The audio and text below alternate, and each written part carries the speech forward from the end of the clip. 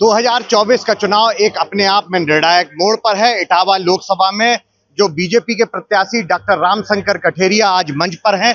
जिस तरह से आज इटावा में अमित शाह का केंद्रीय गृह मंत्री का प्रोग्राम लगा है, तो आज की जो प्रोग्राम है इसका क्या मायना है और किस तरह से जो चुनाव इस तरह गति पकड़ता जा रहा है, हम सांसद जी से जानते हैं। सांसद जी, क्योंकि आप बतौर प्रत्याशी भी हैं, आज अमित शाह जी का प्रोग्राम किस तरह से देखते हैं और इसका क्या इम्पैक्ट रहेगा? देखिए, हमारे भारतीय जनता पार्टी के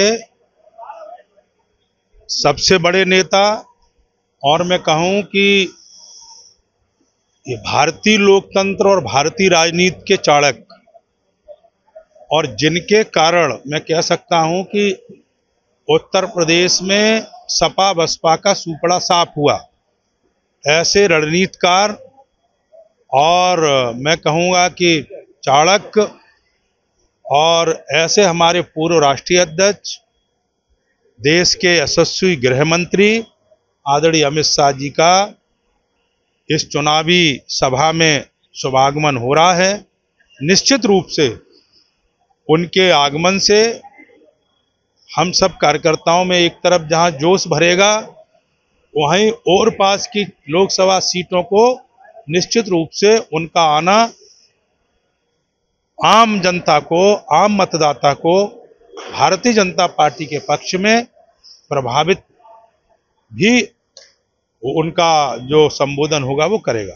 जिस तरह से आज अमित शाह जी का प्रोग्राम मैनपुरी में भी है, इटावा में भी है, और ये जो लैंड है कितना प्रभाव देखते हैं? जिस तरह से एक तरफ अखिलेश यादव अपनी पत्नी के चुनाव प्रचार में है, बहन अपनी उनकी बेटी भी चुनाव प्रचार में लगी है और वो अपनी सीट के लिए भी चुनाव लड़ रहे हैं, और इस सीट पर भारतीय जनता पार्टी जिस तरह से ताकत लगा रही है, तो उसका इम्पैक्ट क्या रहेगा जिस तरह से अमित शाह का प्रोग्राम लग गया? नहीं, देखिए, इम्पैक्ट तो सीधे सीधे ये है कि हम सब भारतीय जनता पार्टी के जो चुनाव है उसको चुनाव पूरी तैयारी से लड़ते हैं, पूरी सिद्धता से लड़ते हैं और जीत के लिए लड़ते हैं।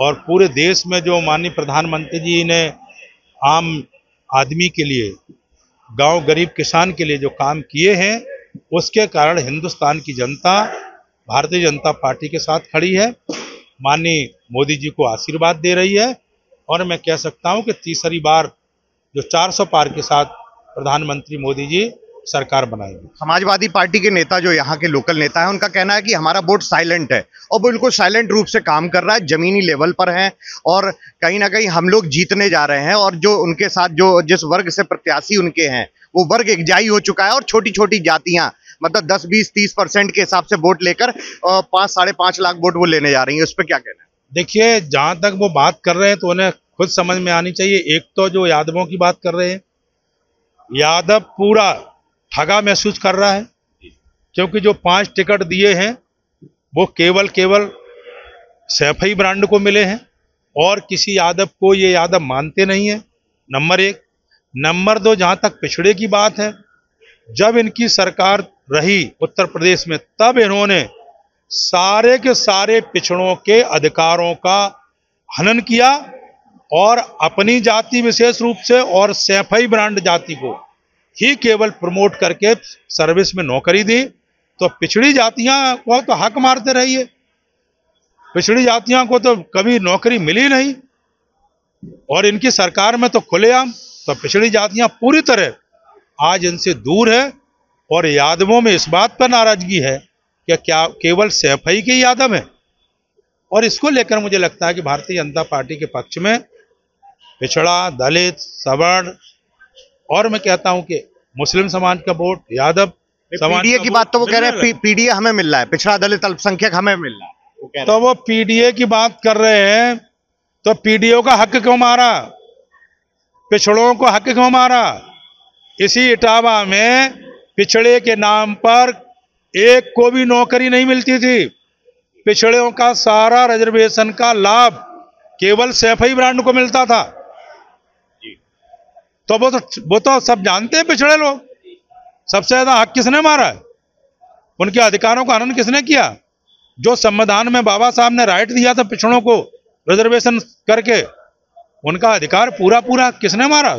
सैफई ब्रांड ने मारा है, और इसलिए अब सैफई ब्रांड चलेगा नहीं, सैफई ब्रांड नहीं चलेगा। तो आज के दौरे को हम किस तरह से देखें? आपकी उत्साह और विजय के रूप में। विजय के रूप में। तो ये डॉक्टर रामशंकर कठेरिया हैं, जिनका कहना है कि जो आज की रैली है वो बिल्कुल तस्वीर बदल देगी और कार्यकर्ताओं में उत्साह है और वो उत्साह अब देखने को मिलेगा।